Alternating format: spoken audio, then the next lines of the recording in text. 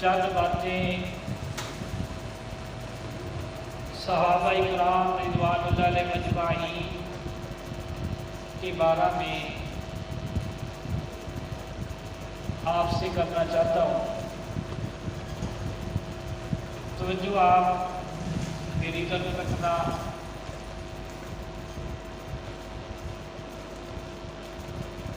اللہ تبارک و تعالی نے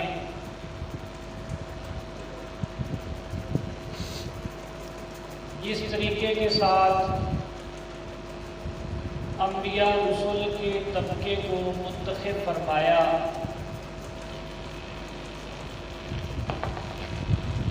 اور انبیاء رسول کو رسالت و نبوت سے سرفراز فرمایا، اور یہ اللہ تبارک و تعالی کا انتخاب حق، سچ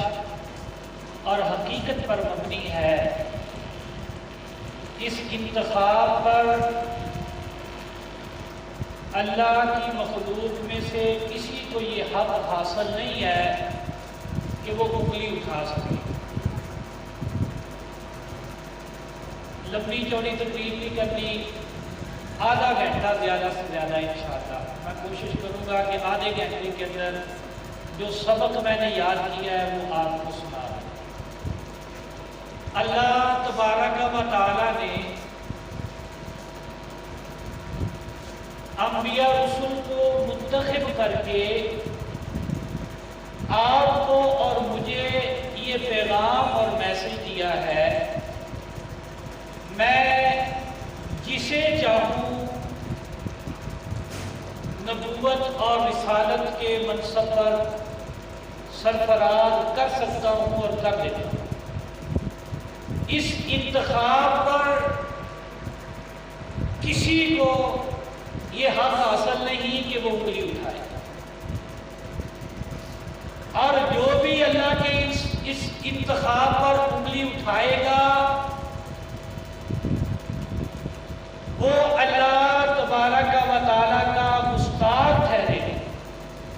تو جس طرح اللہ تبارک و تعالی نے انبیاء و رسول کی جماعت کو منتخب فرمایا اور اللہ کا یہ انتخاب عدل و انصاف حق پر مبنی ہے، ایسے ہی اللہ تبارک و تعالی نے اپنے انبیاء رسول کے اصحاب کا، ساتھیوں کا انتخاب فرمایا۔ تو صحابہ اکرام رضوان اللہ علیہ مجمعین کی جماعت قدسیہ پر اعتراض کرنا، ان کی توہین و تنقیص کرنا اور ان کا لحاظ عزت اور احترام نہ کرنا، یہ اللہ تبارک و تعالیٰ کے انتخاب پر اعتراض ہے کہ اللہ نے اپنے نبی کے جو اصحاب منتخب کیے ہیں وہ درست نہیں کیے۔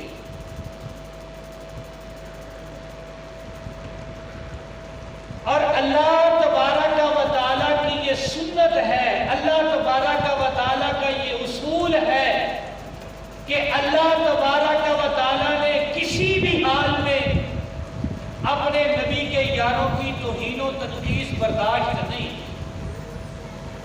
اور اللہ نے واضح الفاظ میں اپنے نبی کے اصحاب کا دفاع بھی کیا، اور صحابہ اکرام رضوان اللہ علیہ مجمعین کی شخصیات پر، ان کی سیرت پر، ان کے کردار پر، ان کے اعمال پر، ان کے اقوال و افعال پر، ان کے ایمان پر حرف گیری کرنے والوں کو مسکت جواب دیا، اور نبی پاک صلی اللہ علیہ وآلہ وسلم نے بھی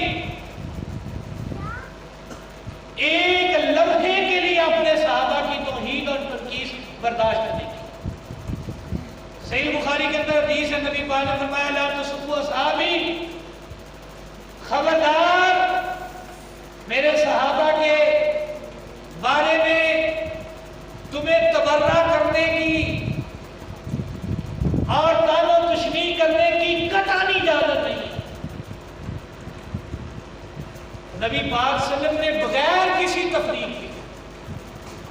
وہ صحابی اعلیٰ درجے کا ہے، وہ ادنا درجے کا ہے، وہ قدیم الاسلام ہے، وہ بعد میں اسلام لے کے آیا ہے، اس کی خدمات بہت زیادہ ہے یا اس کی خدمات اسلام کے لیے کم ہے؟ نبی پاک صلی اللہ علیہ وسلم نے بحیثیت صحابی سب کے بارے میں اعلان فرمایا کہ کسی کو قطعاً اجازت نہیں ہے وہ میرے صاحب کے بارے میں برا بھلا بولے، اور فرمایا تم کیا سمجھتے ہو میرے صحابہ کو اللہ نے یہ عظمت، یہ شان، یہ مقام، یہ آن، یہ مرتبہ، یہ رفعت، یہ بلندی عطا کی کہ میرے کسی بھی صحابی نے اگر اللہ کے راستے میں ایک مد، جو کا ایک مد، گندم کا ایک مد، کشمش کا ایک مد، یا کسی بھی چیز کا ایک مد یا آدھا مد خرچ کیا ہے، اور تم میں سے کوئی ایک بہت پہاڑ جتنا سونا بھی خرچ کرے وہ آدھے مد کا مقابلہ نہیں کر سکتا۔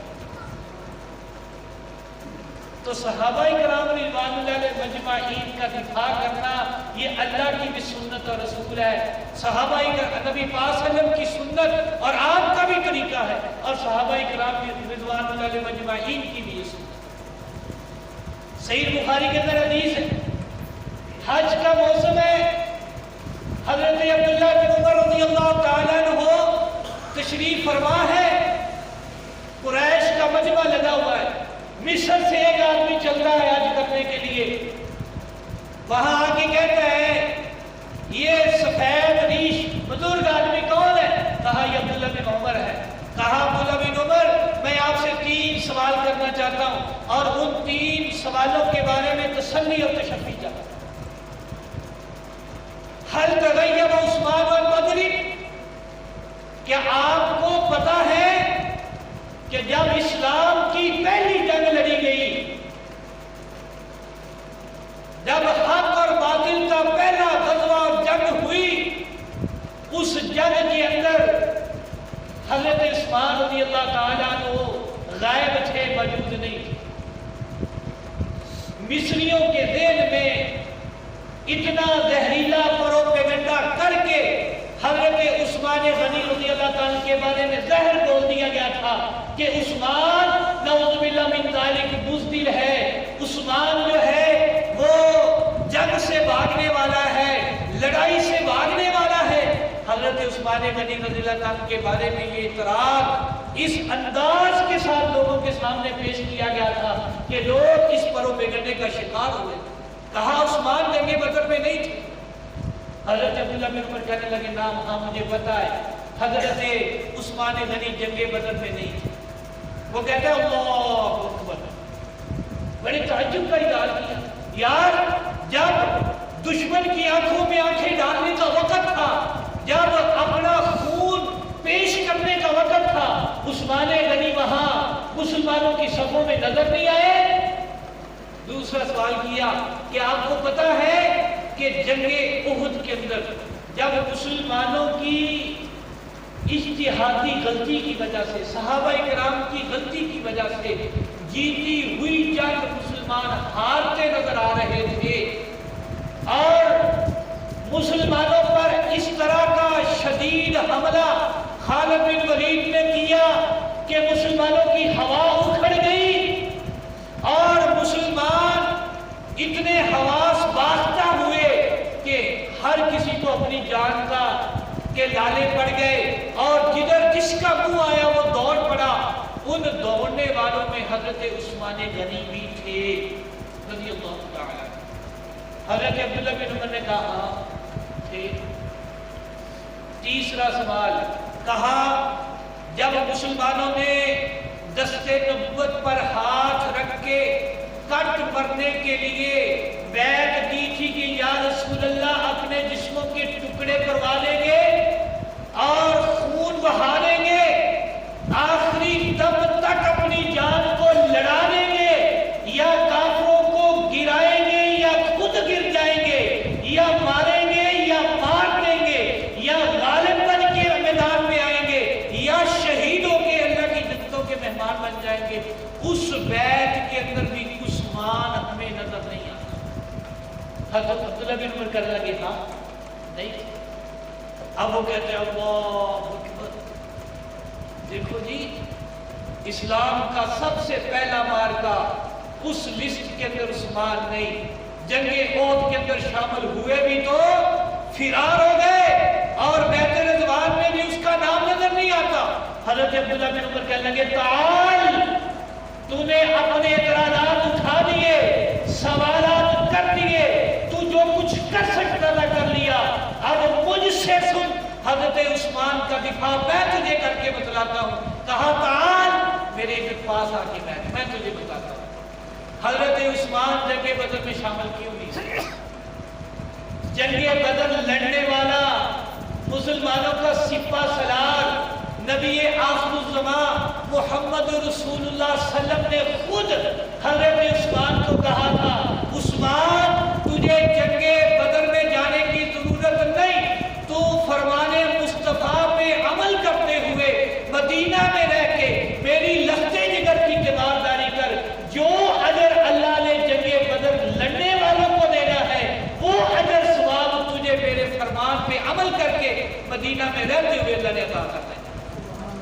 اب جو جنگ بدر کا میدان سجانے والا سپہ سالار ہے اس کی مرضی، وہ فوجی کی جہاں چاہے ڈیوٹی لگا دے۔ پیارے پیغمبر نے ڈیوٹی لگائی عثمان غنی کی کہ آپ کی ذمہ داری ہے مدینہ منورہ میں رہنا اور میری لختے جگر رقیہ رضی اللہ تعالی عنہا جو شدید علیل ہے ان کی تیمارداری کرنا۔ میں مصطفیٰ نبوت والی زبان سے تجھے یہ بات بتلاتا ہوں، جو اجر و ثواب اللہ نے جنگ بدر میں شامل ہونے والوں کو عطا کرنا ہے وہ اللہ نے تجھے مدینہ میں رہتے ہوئے عطا کرنا ہے۔ اور رہا مسئلہ جنگ بدر جنگ احد میں بھاگنے کا، تو بھاگے تھے، عفا اللہ عنہ، اللہ نے ان کو معاف کر دیا۔ جب مالک نے معاف کر دیا تو کتوں کو کتے کیوں بھونک رہے؟ اور مالک نے معاف کر دیا، درگزر کر دیا اور معافی کا عام اعلان کر دیا کہ جتنے بھاگے تھے، اکیلے عثمان تھوڑے بھاگے تھے، اور بھی صحابہ کرام بھاگے تھے، تو اللہ نے سب کے بارے میں اعلان کر دیا میں نے سب کو معاف کر دیا ہے۔ جب اللہ نے معاف کر دیا تو تجھے کس نے اختیار دیا عثمان کی سبب پر انگلی اٹھانے کی؟ اور بیت رضوان تجھے سمجھا ہی نہیں، بیت رضوان کا پس منظر کیا تھا، یہ محفل سجائی کیوں گئی تھی، یہ بیعت لی کیوں گئی تھی؟ مکہ پاک کے اندر اگر عثمان سے زیادہ کوئی معزز انسان ہوتا تو نبی پاک اس کو اپنا سفیر بنا کے بھیجتے۔ حضرت عثمان کی قدر و منزلت مکہ کے ہاں بھی مسلم تھی، کہا آپ نے حضرت عثمان کو اپنا سفیر بنا کے نمائندہ بنا کے بھیجا تھا کہ جاؤ ان سے بات کرو کہ ہم لڑنے کی نیت سے نہیں آئے، ہماری نیت صاف ہے، ہم تخریبی نظریہ لے کے نہیں آئے، ہم صرف پورا کرنا چاہتے ہیں، لڑائی نہیں لڑنا چاہتے ہیں، جاؤ ان سے جا کے بات کرو۔ حضرت عثمان غنی گئے لیکن افواہ اڑا دی گئی کہ حضرت عثمان غنی کو شہید کر دیا ہے، تو یہ تو میدان ہی عثمان کے لیے سجایا جا رہا ہے۔ اور پیارے پیغمبر نے صحابہ کرام کے ہاتھوں کے بعد اپنا ہاتھ رکھ کے کہا یہ ہاتھ لوگوں عثمان کا ہاتھ۔ تو میرے بھائیوں اللہ نے بھی صحابہ کرام کا دفاع کیا ہے، رسول اللہ نے بھی صحابہ کرام کا دفاع کیا ہے، اور صحابہ نے بھی صحابہ کا دفاع کیا ہے۔ یہ بات سن لیں، یہ ہمارے ایمان کا جز اور حصہ ہے۔ ہمارا ایمان اس وقت تک مکمل نہیں ہوتا جب تک ہمارے ایمان میں صحابہ کا دفاع شامل نہیں۔ اس لیے وہ دلائل یاد کیجئے، میں یہ نہیں کہتا مخالف فریق کی کتابوں کو پڑھیے، میں کہتا ہوں قرآن کو پڑھیے، ذخیرہ حدیث کا مطالعہ کیجئے، اور وہ فضائل، وہ مناقب، وہ امتیازات، وہ خصوصیات جو اللہ تبارک و تعالیٰ نے نبی کے اصحاب کو عطا کی ہے، وہ آپ کا میرا فرض بنتا ہے وہ گھر گھر تک پہنچائیں۔ آج میڈیا کا دور ہے، کون ہے جس کے پاس موبائل نہیں؟ صحابہ کرام کے فضائل کو سٹیٹس بناؤ، صحابہ کرام کی خصوصیات کو جو ہے نا وائرل کرو اور آگے فارورڈ کرو، لوگوں تک پہنچاؤ۔ یہ بھی صحابہ کرام کے دفاع کی عظیم شکل ہے۔ لوگوں کو بتلاؤ کہ قرآن کی ایک بھی آیت ایسی نہیں ہے جس پر صحابہ کرام نے عمل نہ کیا۔ قرآن اور صحابہ کرام عامل قرآن تھے، چاہے ان کو بڑی سے بڑی قربانی کیوں نہ دینی پڑے، بڑی سی بڑی خیشات کو ذبح کیوں نہ کرنا پڑے، بڑی سی بڑی اناؤں کا گلا کیوں نہ گھونٹنا پڑے، صحابہ کرام کے سامنے جب اللہ کا حکم، قرآنی آیات اور احکام آ جاتے تھے، اللہ کی قسم صحابہ کرام سر کے بالوں سے لے کے پاؤں کے ناخنوں تک ماننے کے لیے بالکل تیار ہو جاتے تھے۔ ایک دو مثالیں بیان کروں گا، بات ختم کرتا ہوں۔ ایسے تو بہت ساری مثالیں ہیں۔ صحیح بخاری کے اندر حدیث ہے 4757 نمبر حدیث، امی عائشہ رضی اللہ تعالی عنہا، توجہ میری طرف کریں، نبی پاک صلی اللہ علیہ وسلم کی عادت مبارک تھی کہ آپ جب بھی باہر تشریف لے جاتے تو آپ اپنی بیویوں کے درمیان قرعہ ڈالتے، جس کا نام نکل آتا آپ اس کو اپنے ساتھ سفر پہ لے جاتے۔ نبی پاک صلی اللہ علیہ وسلم نے قرعہ ڈالا تو امی عائشہ رضی اللہ تعالیٰ کا نام نکل آیا، آپ نے عائشہ کو ساتھ لیا، سفر پہ چلے گئے، غزوہ مریسی سے واپس آئے، ایک جگہ پڑاؤ ڈالا، امی عائشہ رضی اللہ تعالیٰ عنہا قضائے حاجت کے لیے قافلے سے دور چلی گئی، جب وہاں سے فارغ ہو کے واپس آئی تو قافلہ پڑاؤ اٹھا کے رکھتے سفر باغ چکا تھا، پڑاؤ والی جگہ پہ کوئی چیز نہیں تھی۔ امی عائشہ رضی اللہ تعالی عنہا بچپن سے بڑی زیرک تھی، بڑی سمجھدار تھی، وہیں لیٹ گئی، بجائے یہ کہ وہ ادھر ادھر جائے، یہ سوچ کے کہ جب قافلے والے مجھے گم پائیں گے تو یہی آئیں گے، اور یہ بہت اچھی سوچ تھی، وہیں لیٹ گئی۔ امی عائشہ بیان کرتی ہے اس وقت میں بھی اتنی بدنی نہیں تھی، بالکل ہلکے جسم کی مالک تھی، جو صحابہ میرے ہودج کو اٹھا کے سواری پر رکھتے تھے انہوں نے محسوس ہی نہیں کیا کہ اس میں امی عائشہ ہے یا نہیں، میں وہیں لیٹ گئی۔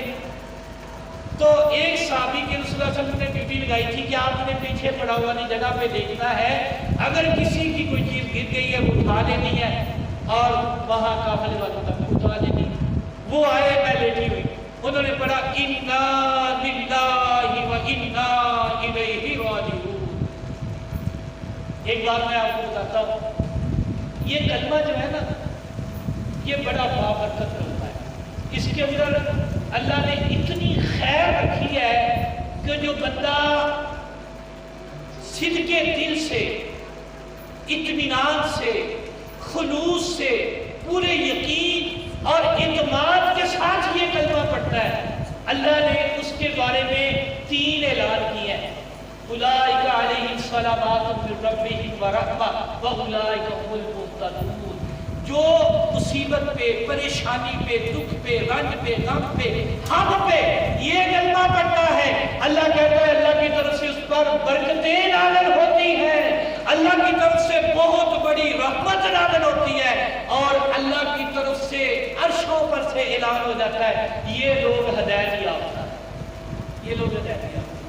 اور یہ کلمہ جو پڑھتا ہے نا اللہ تعالیٰ اس کو اس مصیبت کے اندر اجر کے ساتھ ساتھ اس کا نیک البدل بھی عطا کر دیتے ہیں۔ تو اس میں حضرت صحابی سلمان مطلب رضی اللہ تعالیٰ نے جب یہ کلمہ پڑھا، امی عائشہ کہتی ہے میں جلدی سے اٹھی اور میں نے اپنے کپڑوں کو سمیٹا، اس صحابی نے مجھے پردہ فرض ہونے سے پہلے بھی دیکھا تھا، تو فوراً انہوں نے سواری بٹھائی، مجھے سواری پر بٹھا کے لے گئے۔ جب ہم قافلے کے ساتھ ملے تو وقت تھا دوپہر کا۔ اب جو اہل بیت کے دشمن تھے، جو اہل بیت کی دشمنی دل میں پالے ہوئے تھے، وہ موقع تلاش کر رہے تھے کہ کب ہمیں موقع ملے اور طوفان بدتمیزی برپا کر دیں۔ منافقین کو موقع مل گیا اور انہوں نے کہا دیکھو جی نبی کی زوجہ پیچھے سے آ رہی ہے اور پتہ نہیں کیا کیا رنگ رب نے لیا بنائی ہوئی نعوذ باللہ من ذالک۔ صحابہ کرام رضوان اللہ علیہ مجمعین کے اندر اس پروپیگنڈے کو اتنا رنگ دے کے پھیلایا گیا، اتنے زور سے اس پروپیگنڈے کو بیان کیا گیا کہ کچھ مسلمان سچے حقدار وفادار مسلمان بھی اس پروپیگنڈے کا شکار ہوئے، اور اس پروپیگنڈے کا شکار ہونے والوں میں سے حضرت حسان رضی اللہ تعالیٰ عنہ، حضرت مصطح رضی اللہ تعالیٰ عنہ بھی شامل تھے۔ اور مصطح وہ صحابی ہیں جو حضرت ابوبکر صدیق رضی اللہ تعالیٰ عنہ کے قریبی رشتہ دار تھے اور مسکین بھی تھے، مہاجر بھی تھے۔ تو جب گھر کا بندہ نہ خلاف واقعہ بات کرتا ہے تو برداشت سے باہر ہو جاتی ہے، اور تو کرے دشمن تو باتیں کرے، لیکن جب اپنے بھی باتیں کریں اور وہ حقائق کے خلاف ہو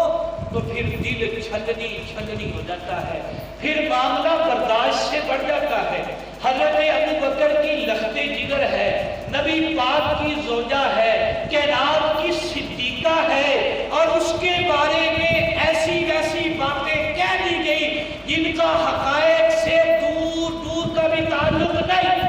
حضرت ابوبکر صدیق انسان تھے، بشر تھے، دل دکھ گیا۔ فحلف ابو بکر اللہ ينفع مصطحا بنافیۃ ابدا، حضرت ابو بکر نے قسم اٹھا لی، مجھے پیدا کرنے والے رب کی قسم ہے، اب میں ساری زندگی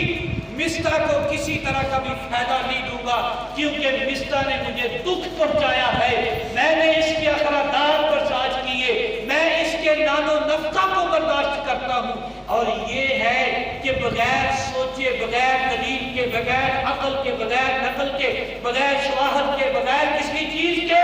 اس نے میری بیٹی کے بارے میں وہی کلمات کہہ دیے جو منافقین کہہ رہے ہیں۔ اللہ تبارک و تعالیٰ نے قرآن اتار دیا، سورہ نور آیت نمبر 22، فرمایا وَلَا يَأْتَلِ أُولُو الْفَضْلِ مِنْكُمْ وَالسَّعَةِ أَنْ يُؤْتُوا أُولِي الْقُرْبَى وَالْمَسَاكِينَ وَالْمُهَاجِرِينَ فِي سَبِيلِ اللَّهِ وَلْيَعْفُوا وَلْيَصْفَحُوا أَلَا تُحِبُّونَ أَنْ يَغْفِرَ اللَّهُ لَكُمْ وَاللَّهُ غَفُورٌ رَحِيمٌ۔ عرشوں فرشوں کے مالک نے وحی بھیجی، وَلَا يَأْتَلِ أُولُو الْفَضْلِ مِنْكُمْ وَالسَّعَةِ، جو بزرگی والے ہیں، برتری والے ہیں، شان والے ہیں، اور جن کو اللہ نے مال و دولت دیا ہے،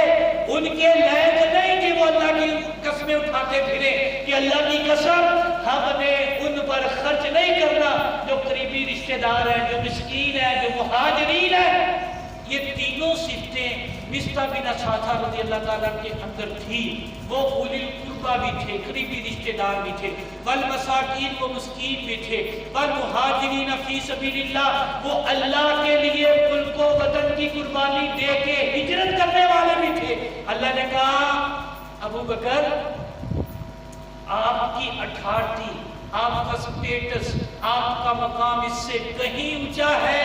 کہ آپ ان چھوٹی چھوٹی باتوں کو دل پہ لیں۔ وَلْيَعْفُوا وَلْيَصْفَحُوا، میں رب کائنات کا حکم ہے ان کو معاف بھی کرو اور ان سے درگزر بھی کرو، تم اس کو معاف کرو گے۔ أَلَا تُحِبُّونَ أَن يَغْفِرَ اللَّهُ لَكُمْ، عرش و فرشوں کا مالک تمہیں معاف کر دے گا۔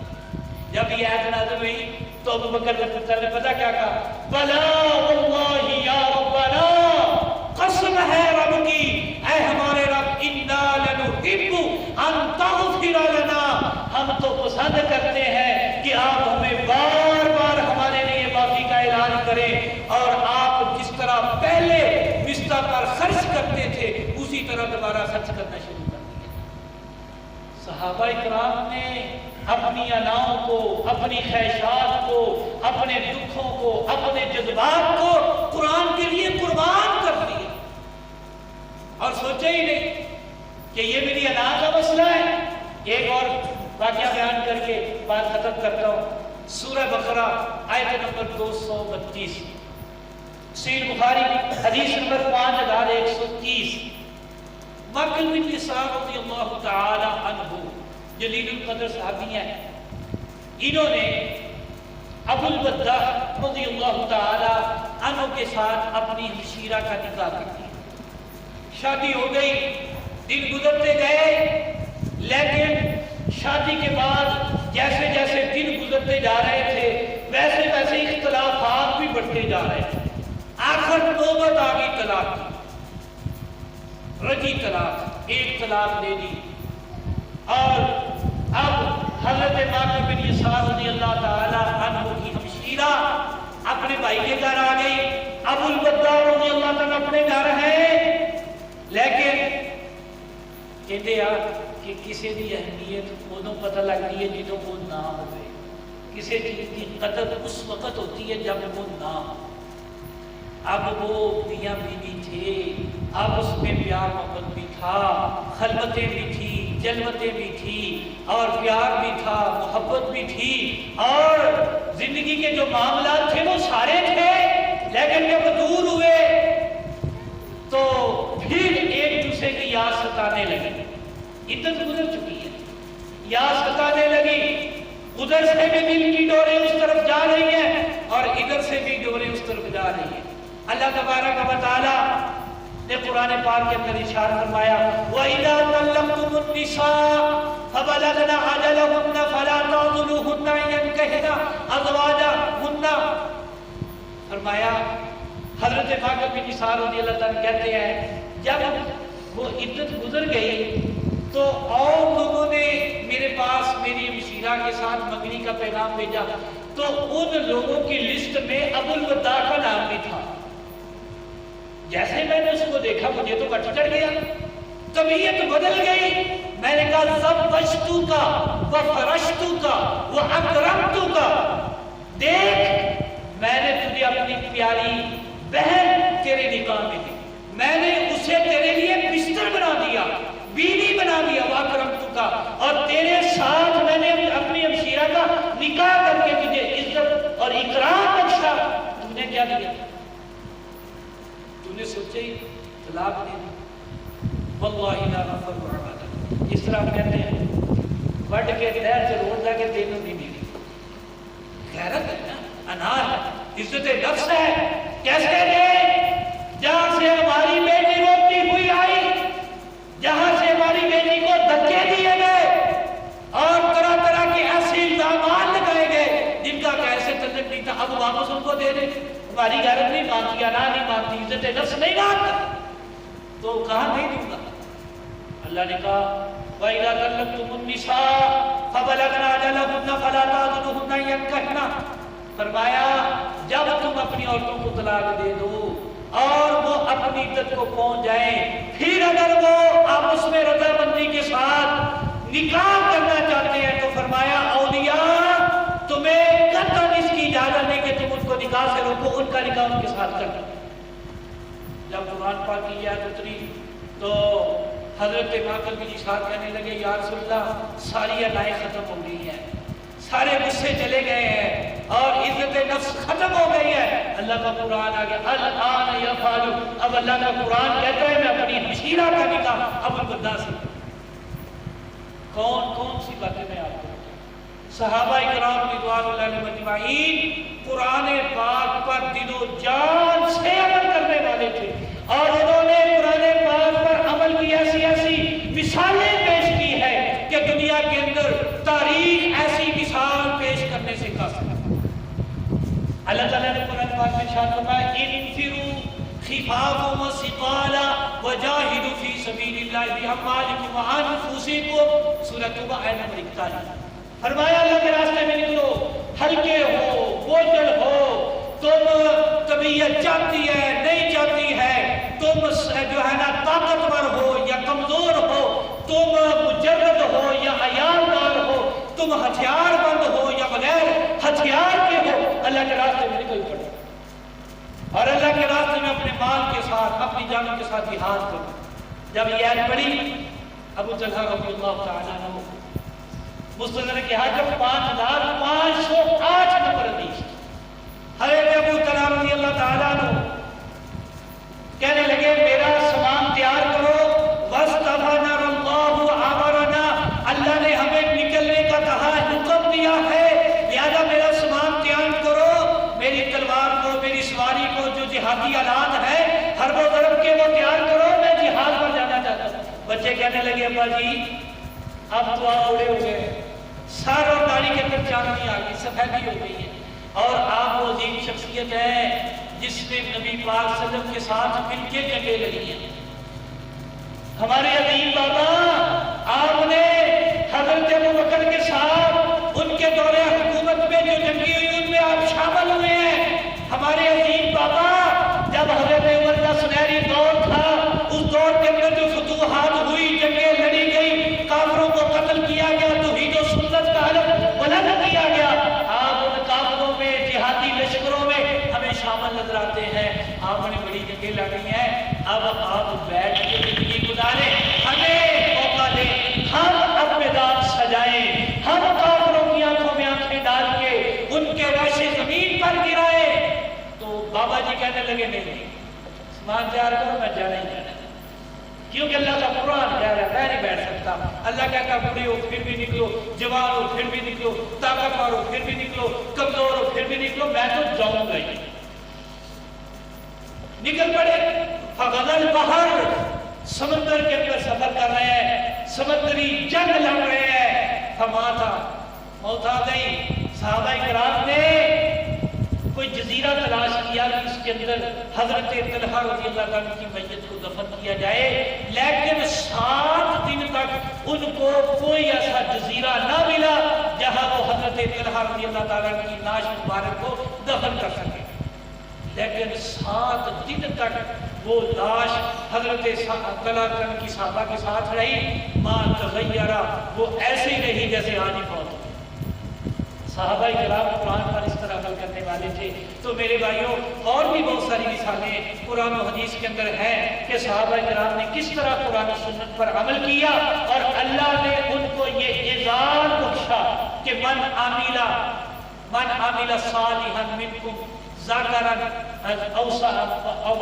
عمل صالحا منکم ذاکرا انثى وهو مؤمن، کہ تم میں سے جس نے بھی نیک عمل کیا، وہ مرد ہے یا عورت ہے، وهو مؤمن، اس حال میں کہ وہ مومن ہے، فلا نحيينه حیاتا طیبہ، اللہ کہتا ہے میں ان کو ایسی زندگی دوں گا جو زندگی انتہائی پکیزہ زندگی ہوگی، جو زندگی قابل رشک ہوگی۔ اور صحابہ کرام کی زندگیاں اتنی تابناک اور اتنی روشن اور اتنی قابل رشک ہیں کہ جب ان کی زندگیوں کو پڑھتے ہیں تو دل کرتا ہے کہ یا اللہ ہمیں بھی ان کی سیرت، ان کا کردار اپنانے کی توفیق عطا فرما۔ وآخر دعوانا ان الحمد للہ رب العالمین۔ بھائیو